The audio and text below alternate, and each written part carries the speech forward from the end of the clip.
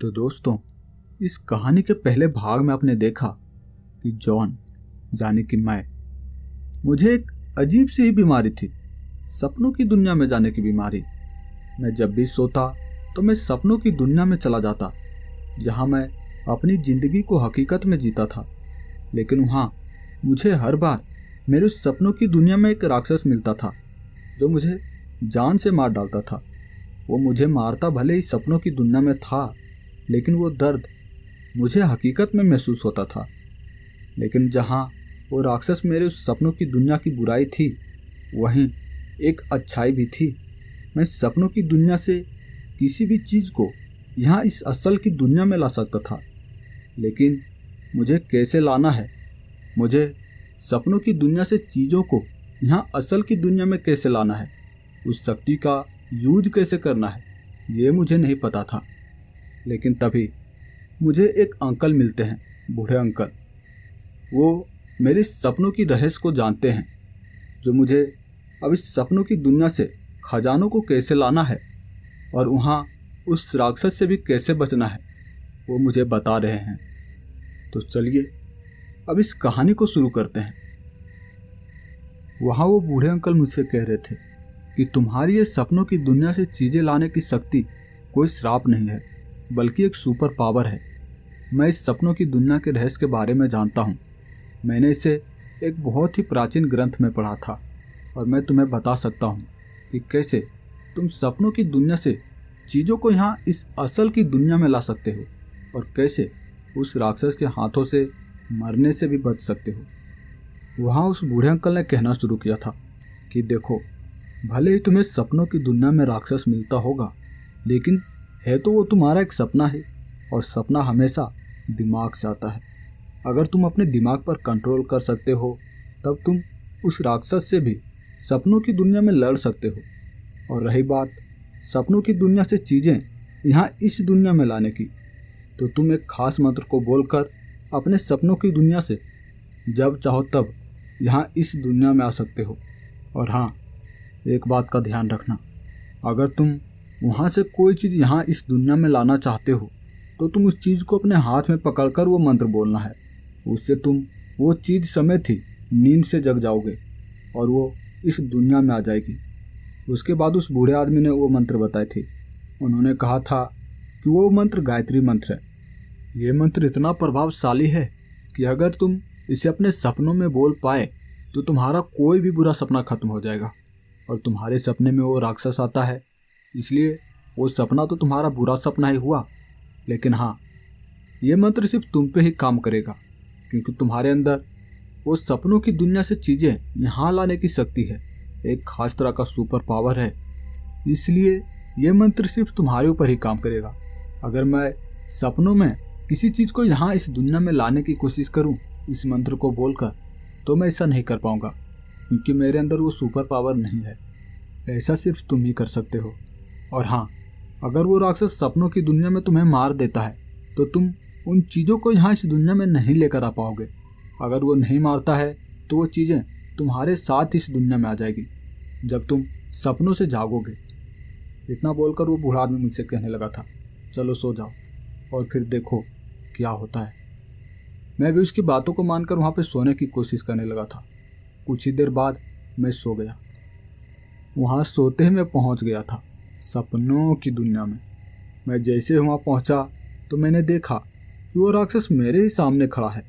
उसे देखकर मैं थोड़ा सा डरा हुआ था, और इसका कारण यह था कि मेरे दिमाग का वो डर, मैं अपने दिमाग पर कंट्रोल ही नहीं कर पा रहा था। फिर तभी वो राक्षस ने मेरे ऊपर एक तलवार से वार करना शुरू कर दिया था।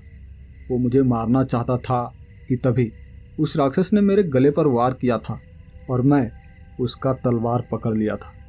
वो तलवार पकड़कर और वो मंत्र बोल दिया था जो उस बूढ़े आदमी ने मुझे बताई थी। मैंने जैसे वो मंत्र बोला, मैं हक्का बक्का था। मैं अपने नींद से जाग चुका था और वो राक्षस की तलवार अब मेरे हाथों पर थी। वो इतनी भारी थी कि उससे मेरा हाथ दबा हुआ था। मैंने जल्दी से उस बूढ़े अंकल को जगाया और उस अंकल से कहने लगा कि इस तलवार को हटाने में मेरी मदद करो। हालांकि वो तलवार इतनी भी भारी नहीं थी कि मैं उसे उठा ना पाऊँ, लेकिन मैं उस अंकल को दिखाना चाहता था कि उनका वो तरीका वो मंत्र वाला तरीका काम कर गया और मैं उस सपनों की दुनिया से चीज़ें यहाँ लेकर आने में सफल रहा। वो बूढ़ा आदमी भी मुझे इस तरह से खुश देखकर बहुत खुश था, क्योंकि मैं उनके सामने बचपन में इतने दुख झेले थे जो उन्हें अच्छे से पता था। और एक अरसों के बाद मेरे चेहरे पर मुस्कान आई थी, जो शायद उन बूढ़े अंकल के वजह से ही थी। इसलिए मैं उनका बहुत बहुत धन्यवाद किया। उसके बाद हम वहाँ सोए नहीं थे। सुबह हुई और सुबह के लगभग 10 बजे के करीब ही मैं निकल पड़ा था। हम दोनों वहाँ उस तलवार को लेकर निकल पड़े थे एक अच्छे सुनार के पास, क्योंकि वो तलवार सोने की लग रही थी। वहाँ पहुँचा तो सुनार भी उस तलवार को देखकर भौचक्का था। वो मुझसे कहने लगा था, ये तलवार तुमने कहाँ से लाई? ये तो काफ़ी प्राचीन लग रही है, ऊपर से इतने शुद्ध सोने से बना हुआ। मैं खुश था, लेकिन मैं उसे वो सच्चाई नहीं बताना चाहता था। मैं उसे कहने लगा, मेरा खानदान राजाओं के घराने से था, ये तलवार तो भी कुछ भी नहीं है। मेरे पास ऐसे बहुत सारे सोने के बेकार चीज़ें हैं जिसका कोई काम नहीं। आप ही सोचिए, ये बंदूक, मशीन गन, तोपों के ज़माने में ये तलवार भला किस काम का? मैं धीरे धीरे करके अपने सभी चीज़ों को आपके यहाँ बेचूंगा और आप भी सही सही रेट लगाना। तब वो दुकानदार ने भी उस तलवार को छुपाते हुए कहा था कि तुम्हें जितने पैसे चाहिए तुम ले लो, पैसे की दिक्कत नहीं है, तुम्हें जितना चाहिए होगा तुम बताना, मैं उतना दूंगा, लेकिन वो प्राचीन चीज़ें मुझे ही ला कर देना। लेकिन मैं उनसे कहने लगा था कि आप उस तलवार को इसे छुपा क्यों रहे हो? ये कोई चोरी की तलवार नहीं है, आप इसे सबके सामने भी देख सकते हो, अच्छे से देख सकते हो। लेकिन वो दुकानदार मुझसे कहने लगा था, अरे यार तुम समझते नहीं, अगर ये बात बाकी दुकानदार को पता चली तो इस तलवार के लिए मार हो सकती है, तुम नहीं जानते इसकी कीमत। असली सोने की परख एक पक्का सुनार ही कर सकता है, तुम नहीं समझोगे। उसके बाद वो बूढ़े अंकल भी कहने लगे थे, चलो कोई बात नहीं, हम नहीं समझते, कोई बात नहीं, हमें बस इस तलवार के बदले 10 लाख रुपए चाहिए, क्या तुम दे सकते हो?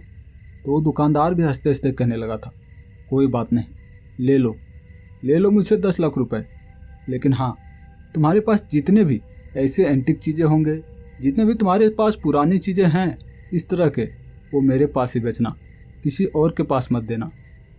उसके बाद वो दुकानदार हमें 10 लाख रुपए दे दिए थे। उसके बाद हम दोनों बहुत खुश थे। हम दोनों वहाँ उस सुनार की दुकान से निकले और एक बड़े से होटल में गए। वहाँ पर जाकर हमने एक बेडरूम लिया और वहाँ पे हम दोनों रहने लगे। मैंने उस बूढ़े अंकल से कह दिया था कि अंकल, मैं जब भी नींद में जाऊँ, मुझे जब भी नींद आए तब आप मेरी बॉडी को प्रोटेक्ट करना, ताकि बाहर से मुझे कोई नुकसान ना पहुँचा पाए, क्योंकि जब मैं सपनों की दुनिया में जाता हूँ तो कुछ समय के लिए मैं नींद से जाग ही नहीं पाता, चाहे मुझे कोई कितना भी हिलाए, चाहे कोई मुझे कितना भी जगाने की कोशिश करे। क्योंकि मैं जब एक बार सपनों की दुनिया में चला जाता हूँ तो जब तक मैं सपनों की दुनिया से बाहर नहीं आ जाता तब तक मुझे कुछ पता नहीं चलता है कि मेरे बॉडी के साथ क्या हो रहा है। तो बूढ़ा अंकल भी कहने लगे थे कि चलो ठीक है, लेकिन 50-50 दोनों का रहेगा, जितना भी माल हम लोग कमाएंगे, जितने भी पैसे कमाएंगे, उसमें दोनों का 50-50 का हिस्सा रहेगा। मैं भी हाँ कर दिया था, क्योंकि मेरे पास ऐसे बहुत सारे पैसे आने वाले थे। मैं सपनों की दुनिया से बहुत चीज़ों को लाने वाला था, इसलिए हमारे पास पैसों की कमी नहीं होने वाली थी। मैं भी उनसे हाँ कर दिया था। उसके बाद मैं वहाँ बड़े से बेड पर सो गया। सोने के बाद मैं फिर से सपनों की दुनिया में पहुँचा। वहाँ वो राक्षस मेरा इंतज़ार कर रहा था। उसके बाद वो हंसते हंसते मेरे ऊपर सोने की कुल्हाड़ी से वार कर रहा था। पता नहीं वो आज मेरे ऊपर हंस क्यों रहा था, क्योंकि आज से पहले वो मेरे ऊपर कभी हंसता नहीं था। वो हंसते हंसते वो सोने की कुल्हाड़ी से वार किया था और मैंने पट से उसका वो सोने की कुल्हाड़ी पकड़ लिया और फिर से मैंने वो मंत्र बोल दिया। वो मंत्र बोलते ही मैं नींद से जाग गया था और मेरे हाथ में उसका वो कुल्हाड़ी था। वो कुल्हाड़ी बहुत भारी था और फिर से हम दोनों ने मिलकर उस कुल्हाड़ी को वहाँ से उतारा। उसके बाद वो बूढ़ा आदमी भी देखकर खुश था। वो मुझसे कहने लगा, वाह, इसके कम से कम 20-30 लाख तो मिल ही जाएंगे, बहुत भारी है ये, सोने की है, पक्की सोने की। उसके बाद हम फिर से वो कुल्हाड़ी को लेकर उस सुनार के पास गए। वो सुनार भी इसे देखकर बहुत खुश था। वो भी कहने लगा था, चलो आज इसके तुम्हें कम से कम 20-30 लाख तो मिलेंगे ही। उसके बाद उस सुनार ने मुझे एक बड़े से बैग में भरकर पैसे दिए जिसे मैं उसी होटल में ले जाकर रख दिया। उसके बाद मैं फिर से सपने देखने की तैयारी करने लगा। वो बूढ़ा आदमी भी मेरे बॉडी को प्रोटेक्ट करने के लिए तैयार था। वो मुझसे कह रहा था, सो जाओ जल्दी से और कोई बड़ी चीज़ लाना। अब धीरे धीरे ऐसे ही मैं बहुत सारी चीज़ों को यहाँ लाने लगा था। इस असल की दुनिया में लाता, कभी हीरे से बने हुए चीज़ों को लाता, कभी सोने से, कभी चांदी से, और कभी बहुत सारी एशियंट चीज़ों को लाता जो कि बहुत प्राचीन होती, जिसे मैं यहाँ पे बेचता और उसके बदले मुझे बहुत सारे पैसे मिल जाते। कुछ ही दिनों के बाद हमने वहाँ पे एक बड़ा सा बिल्डिंग खरीद लिया था और उस बिल्डिंग में हम दोनों रहने लगे थे। वहाँ पे अब हम दोनों राजाओं की ज़िंदगी जी रहे थे। और एक दिन मुझे वो दोस्त मिला जो मुझे स्क्रिप्ट राइटिंग का काम दिया था। वो मुझसे देखकर कहने लगा, यार तेरा चेहरा तो बिल्कुल बदल गया है, तुम तो अब लगते ही नहीं कि पहले वाले जॉन हो। तो मैं भी उससे कहने लगा था, हाँ पैसा जो आ गया है, चल मैं तेरे पैसे तुझे वापस देता हूँ। उसके बाद मैं वहाँ एक बड़े से रेस्टोरेंट में गया था। मैं वहाँ पर अपने उस रोल्स रॉयल कार से गया था और उस रेस्टोरेंट में भी मेरी बहुत ज़्यादा इज्जत हो रही थी। और वहाँ वो दोस्त भी मुझे देखे जा रहा था, वो चुपचाप मुझे देख रहा था। उसके बाद हमने वहाँ पे बहुत अच्छे अच्छे खाना खाए। उसके बाद मैं उसे कहने लगा, बता यार तेरा कितना पैसा मैंने लिया था। उसके बाद उसने मुझे कहा था 50,000 तूने मुझसे लिए थे।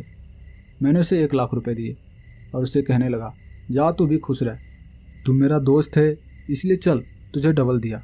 और तू ये भी समझ सकता है कि मैं तेरा वो स्क्रिप्ट राइटिंग का काम पूरा नहीं कर पाया, इस वजह से तुझे डबल पैसे दे रहा हूँ, जायज़ कर।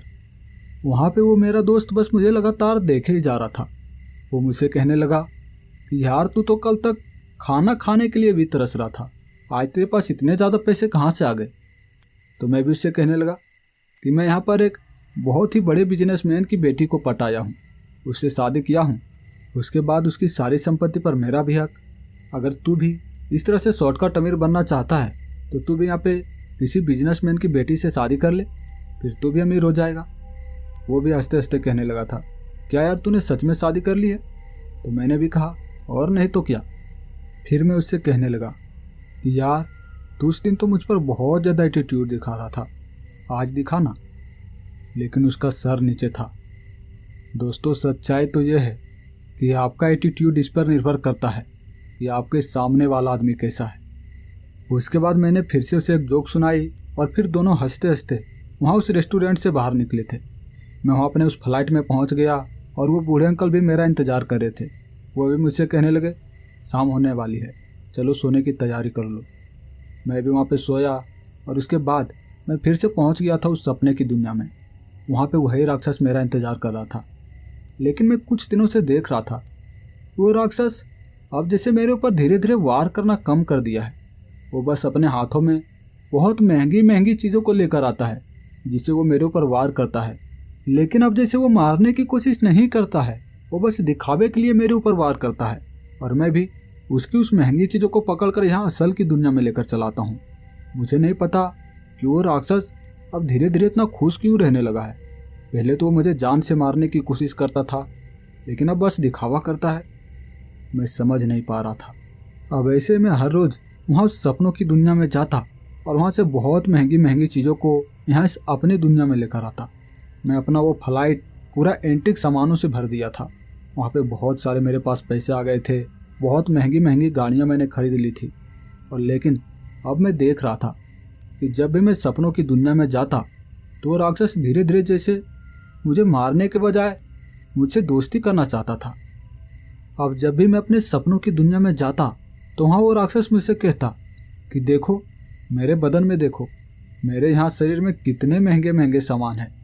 ये जवाहरात ये तुम्हारी दुनिया में बहुत कीमती बिकेंगे। ये सोने की चीज़ें, यहाँ ये हीरे जवाहरात की चीज़ें तो कुछ भी नहीं है मेरे इस बदन में पहने हुए इस जवाहरात के सामने। क्या तुम इसे ले जाना चाहोगे? लेकिन मैं उनसे कहता, नहीं, अभी मैं इसे नहीं लेकर जाऊंगा। यहाँ पर तो अभी बहुत सारी महंगी महंगी चीज़ें हैं, इसे मैं धीरे धीरे करके अपनी दुनिया में लेकर जाऊंगा और कभी जब मुझे ऐसा लगेगा कि मुझे तुम्हारी इस जेवरात की ज़रूरत है तब तुम मुझे देना, तब मैं इसे लेकर जाऊंगा। लेकिन वो जिद करता। जब भी मैं सपनों की दुनिया में जाता तो वो राक्षस मुझसे जिद करता कि यार तू कभी इसे लेकर जा, इसे बेच, सच में बहुत पैसे मिलेंगे।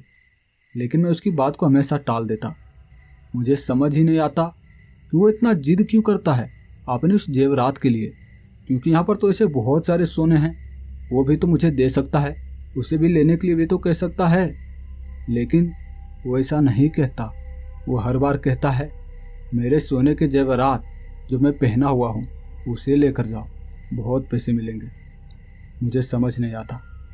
खैर, मैं बहुत सारा धन दौलत यहाँ पे इकट्ठा कर लिया हूँ और अब मैं सोचता हूँ कि क्या मैं सपनों की दुनिया में जाऊँ या ना जाऊँ, लेकिन मैं चाहकर भी ये नहीं कर सकता। मैं जब भी सोता हूँ मैं सपनों की दुनिया में तो जाता ही हूँ और वो राक्षस वहाँ पे मुझे फोर्स करता है, वो उसके जेवरात लेने के लिए। वो बार बार कहता है कि ले मेरा ये जेवरात ले, तू बेच कभी जाके। अब वो तो मुझ पर गुस्सा भी करने लगा है। वो कभी कभी मुझ पर गुस्सा भी करता है उस जेवरात को लेने के लिए, लेकिन मैं समझ ही नहीं पा रहा कि वो ऐसा क्यों कर रहा है। मुझे वो लेना चाहिए या नहीं। मैं फिर से जब नींद से जागा तो मैं वहाँ पर उस बूढ़े अंकल से पूछ रहा था कि बूढ़े अंकल, मुझे वहाँ वो राक्षस वो जेवरात लेने के लिए कहता है, वो खुद का जेवरात मुझे देना चाहता है, क्या मैं उसे लूँ या ना लूँ? लेकिन वो बूढ़ा अंकल भी मुझसे कहने लगा था कि बेटा, इसमें कोई चाल भी हो सकती है, तू जरा सोच समझ ले, उसके बाद ही कोई फैसला करना। हो सकता है वो राक्षस तुम्हें फंसाना चाहता हो। लेकिन मैं भी उसे कह रहा था कि नहीं अंकल, ऐसा नहीं है, क्योंकि वो मेरा अच्छा दोस्त बन चुका है। वो अगर मुझे फंसाना चाहता तो मेरा दोस्त क्यों बनता? वो तो मुझसे बहुत ज़्यादा ताकतवर है, वो मुझे ज़बरदस्ती भी तो कर सकता था, ज़बरदस्ती भी तो वो अपना गला का हार मुझे पहना सकता था। उसके बाद वहाँ वो बूढ़े अंकल मुझसे कहने लगे थे कि देख, अभी तू जल्दबाजी मत करना किसी भी काम के लिए, मुझे थोड़ा इस सपनों की दुनिया के बारे में रिसर्च करने दे। मुझे क्या जानकारी मिलती है उसके बाद मैं तुम्हें बताऊंगा कि तुम्हें क्या करना चाहिए, तुम्हें वो जेवरात यहाँ लाने चाहिए या फिर नहीं। कुछ ही देर बाद वहाँ सुबह हो गई और सुबह होते ही मैं अपने गार्डन में घूमने के लिए चला गया। मैं वहाँ पे घूम रहा था, ये गार्डन मेरा ही था, मैंने खुद वहाँ अपने उस बड़ी सी बिल्डिंग में बना कर रखी थी। वहाँ पे कुछ देर घूमा, उसके बाद फिर से अपने रूम में आया। मैं जब वहाँ अपने रूम में आया तो वहाँ पे मेरे लिए नाश्ता तैयार था। वहाँ पे काम करने वालों ने मेरे लिए पहले ही नाश्ता रेडी करके रखा था। मैंने वो नाश्ता किया, उसके बाद बाहर घूमने के लिए निकल पड़ा। मैं अपने उस रोल्स रॉयल कार में निकला था, वहाँ पे घूमता रहा था दिन भर। उसके बाद मैं वहाँ पे एक बड़ा सा पब में गया। फिर मैंने वहाँ पे कुछ समय अपना निकाला और रात के लगभग 8 बजे मैं चला आया था अपने उसी बिल्डिंग में।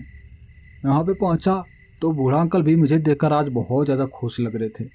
वो मुझसे कहने लगे, बेटा मैंने रिसर्च की है, आज तुम जाओ वहाँ सपने की दुनिया में और तुम उस राक्षस का वो ताज लेकर आना, सर का ताज लेना, सोने का मुकुट। उसके अलावा तुम वहाँ से ना सोना लेना ना उस राक्षस का जेवरात लेना, जब भी लेना तो वो सोने की ताज ही लेना, उसके सर का ताज। उसके बाद मैं भी वहाँ पे सोने की तैयारी कर रहा था। मैं वहाँ पे सोया और मैं पहुँचा था वहाँ उस सपनों की दुनिया में। वहाँ पे वो राक्षस भी मेरा इंतज़ार कर रहा था। वो मुझसे कहने लगा, आ गए, आओ यार मेरे पास आओ, बताओ क्या चाहिए तुम्हें, क्या तुम मेरे ये सर का ये ताज लेना चाहते हो या फिर मेरे शरीर का ये कोई जेवरात? बताओ क्या चाहिए तुम्हें, इसे एक बार लेकर जाओ, यकीन मानो तुम इसे बेचते ही दुनिया के सबसे अमीर आदमी बन जाओगे, ये इतने पैसे तुम्हें दे सकते हैं। मैं भी उससे कहने लगा था, अच्छा ठीक है, आओ थोड़ी देर बातें तो करो, उसके बाद मैं तुम्हारा ये सोने के ताज ही लेकर जाऊंगा आज। वो राक्षस के चेहरे पर मुस्कान आ गई थी। मैं समझ ही नहीं पाया। वो भी मुझसे कहने लगा, चलो चलो बैठते हैं, बोलो क्या बातें करनी है। उसके बाद मैं वहाँ पे उस सपनों की दुनिया में एक बड़े से काली पहाड़ी पर गया था। वो पहाड़ी बिल्कुल काली नज़र आ रही थी उस सपनों की दुनिया में।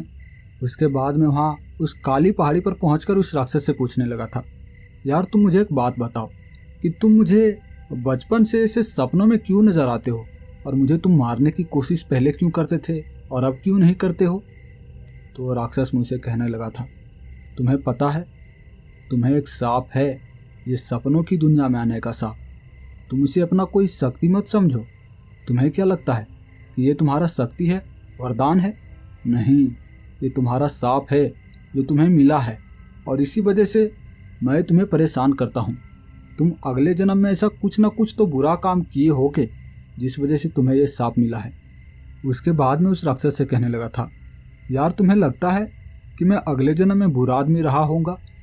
तो राक्षस भी कहने लगा था, हाँ तुम बुरे आदमी थे, मैं तुम्हारे बारे में जानता हूँ, तुम अगले जन्म में क्या थे। तो मैं भी उस राक्षस से पूछने लगा था, यार बताओ कि मैं अगले जन्म में क्या था, मैं जानना चाहता हूँ। तो राक्षस भी मुझसे कहने लगा था कि तुम अगले जन्म में एक बहुत बड़े लुटेरे थे, जो तुम लोगों के बने बनाए साम्राज्य को लूटते थे, तुम लोगों के धन दौलत पर कब्जा किया करते थे। उस समय तुम्हारे पास सेनाएं लाखों की गिनती में थे। इस वजह से तुम जिस भी राज पर हमला किया करते थे वो तुम्हें डर के मारे हुए राज सौंप दिया करता था। वहाँ का राजा अपना धन अपना संपत्ति तुम्हें डर के मारे ही दे दिया करता था। लेकिन मैं वहाँ उस राक्षस की बातों को मान नहीं रहा था। मैं उससे हंसते हंसते कहने लगा था, क्या यार तुम वैसी बातें कर रहे हो, उस जन्म में मैं राजा और इस जन्म में भिखारी, ऐसा कैसे हो सकता है? और चलो मैं तुम्हारी बातों को मान भी लिया कि मैं उस जन्म में लुटेरे था, मेरे पास बहुत ज़्यादा धन दौलत थे, लेकिन ये श्राप मुझे कैसे लगा? उससे श्राप का क्या लेना देना? तब वो राक्षस कहने लगा था कि तुम इसी तरह से लोगों का धन साम्राज्य लूटते लूटते तुम एक ऐसे राजा के पास पहुँचे जो बहुत ज़्यादा सत्यवादी था। वो अपने पूरे जन्म में ऐसा कोई भी काम नहीं किया था जो कि बुरा हो। वो बहुत ज़्यादा पुण्य कमाया हुआ था और उसके पास भले ही सेनाएं ज़्यादा नहीं थी, लेकिन उसके पास बहुत सारे धर्मगुरु थे, बहुत सारे महान महान ऋषि मुनि थे। और तुम उसके पास गए, तुम उसका सारा संपत्ति धन दौलत लूट कर वहाँ पर उस राजा को मार दिया था। उसके बाद वहाँ वो धर्मगुरु, वो जो ऋषि मुनि थे, उसने तुम्हें श्राप दिया था कि तुम इतने सारे धन दौलत तो लूट रहे हो, लेकिन तुम्हें मैं श्राप देता हूँ कि तुम इस जन्म में तो क्या अगले जन्म में भी चैन की नींद नहीं सो पाओगे। और यही वजह है कि तुम सोने के बाद इस सपनों की दुनिया में आते हो और मैं तुम्हें परेशान करता हूँ। लेकिन मैं भी उसे कहने लगा था कि यार तुम जो परेशान करते हो वो तो ज़्यादा परेशानी नहीं है, लेकिन तुम्हें पता है कि तुम्हारे वजह से मैं कितना ज़्यादा अमीर हो गया हूँ। मैं पहले बहुत ज़्यादा गरीब हुआ करता था, मैंने बचपन में बहुत ज़्यादा दुख झेले हैं और उसके बाद मैंने अपना दिमाग चलाया और गायत्री मंत्र की वजह से मैं इस दुनिया से बाहर जा पाता हूँ और यहाँ से तुम्हारे इस खजाने को अपनी दुनिया में ले जाकर बहुत अमीर बन चुका हूँ। और वहाँ पर भी अभी भी मैं ऐश करता हूँ जैसा मैं पिछले जन्म में किया करता था। वो राक्षस भी कहने लगा था, अच्छा अब ज़्यादा दिन तक तुम ऐश नहीं कर पाओगे। उसने ऐसा कहा था और मैं समझ नहीं पाया था। मैं उससे कहने लगा, क्या बोल रहे हो, दोबारा बोलो। लेकिन वो राक्षस कहने लगा था, कुछ नहीं, बस तुम बहुत जल्द समझ जाओगे। उसके बाद वो राक्षस कहने लगा था, ये लो ये मेरा सोने का मुकुट लो, इसे लेकर तुम हमेशा के लिए उस सपनों की दुनिया से आज़ाद हो जाओगे, कभी भी तुम्हें फिर से दोबारा वो सपना नहीं आएगा। मैं उससे कहने लगा था, क्या सच में ऐसा हो सकता है? यार मैं कब से तो इस सपनों की दुनिया से बाहर जाने की कोशिश कर रहा था, मैं इससे आज़ाद होना चाहता था, लेकिन मैं इस सपनों की दुनिया से आज़ाद ही नहीं हो पा रहा था। मैं हमेशा के लिए इस सपनों की दुनिया में आ जाता सोने के बाद। क्या सच में मैं ये मुकुट को पहनूंगा और मैं फिर से कभी सपनों की दुनिया में नहीं आऊँगा? तो राक्षस कहने लगा था, हाँ तुम मेरा यकीन मानो, अगर तुम मेरे सोने के मुकुट को अपने सर पर पहनोगे तो तुम हमेशा के लिए यहाँ अपने सपनों की दुनिया में आने जाने से हमेशा के लिए आज़ाद हो जाओगे, फिर कभी भी तुम इस सपनों की दुनिया में आ नहीं पाओगे। वो इतना राक्षस बोला था। उसके बाद मैं भी कहने लगा था, तो दो, जल्दी से तुम अपना ये ताज दो, मुझे दो ये, मैं इसे पहनता हूँ, उसके बाद मैं हमेशा के लिए आज़ाद हो जाऊँगा यहाँ इस सपनों की दुनिया में आने जाने के चक्कर से। उसके बाद वहाँ वो राक्षस कहने लगा था कि मैं तुम्हें ये सोने का ताज तुम्हें नहीं दे सकता, अगर तुम सच में इस सपनों की दुनिया में दोबारा नहीं आना चाहते तो तुम्हें ये ताज खुद से निकाल कर पहनना पड़ेगा। तुम मेरे सर से खुद से उतार कर अपने हाथों से खुद अपने सर पर पहनो, तभी तुम आज़ाद हो पाओगे। फिर मैंने वैसा ही किया जैसा उस राक्षस ने मुझे कहा था। मैंने उसके सर से वो ताज उतारी और फिर मैंने उसे अपने सर पर पहन लिया। जैसे मैंने वो ताज अपने सर पर डाला था, वो राक्षस बहुत खुश हो गया था, वहाँ पे उछलने लगा था। वो उछल उछल कर नाच रहा था और मुझसे कह रहा था, ओए मैं आज़ाद हो गया मैं, कई सालों से मैं यहाँ पर फंसा हुआ था, बहुत दिनों के बाद आज़ादी मिली है। वो बहुत खुश था और उछल उछल के नाच रहा था। लेकिन मैं उसकी बातों को सुनकर डरने लगा था। मैं उससे कहने लगा था कि तुम इतना खुश क्यों हो और कौन सी आज़ादी की बात कर रहे हो? क्या तुम अब मेरे सपनों में नहीं आओगे? तो राक्षस हंसते हुए कहने लगा था, हाँ, अब मैं तुम्हारे सपनों में नहीं आऊँगा, बल्कि तुम आओगे लोगों के सपनों में। मैं उसकी बातों को समझ नहीं पाया था। वो राक्षस मुझसे कहने लगा था, तुम्हें पता है तुमने ये ताज पहनकर मेरा कितना बड़ा काम किया है? मैं उससे कहने लगा था, ऐसी क्या गलती कर दी मैंने ये ताज पहनकर? वो राक्षस कह रहा था कि अब तुम इस सपनों की दुनिया में फंस चुके हो और मेरी जगह अब तुम ले चुके हो, और यहाँ पर अब आएगा वो बूढ़ा, वो तुम्हारा बूढ़ा दोस्त जो तुम्हारे बारे में अच्छे से जानता था। वो तुम्हें बचपन से ही जानता था। उसने ग्रंथ में एक प्राचीन किताब में पढ़ी थी इन सपनों की दुनिया में आने की शक्ति के बारे में, इसलिए वो तुम्हें अच्छे से जानता था बचपन से ही। तुम अपने हाथ पर देखो, तुम्हारे हाथ पर ये जो निशान है यही तो है तुम्हारा सांप। और वो बूढ़ा आदमी इस निशान को अच्छे से पहचानता था।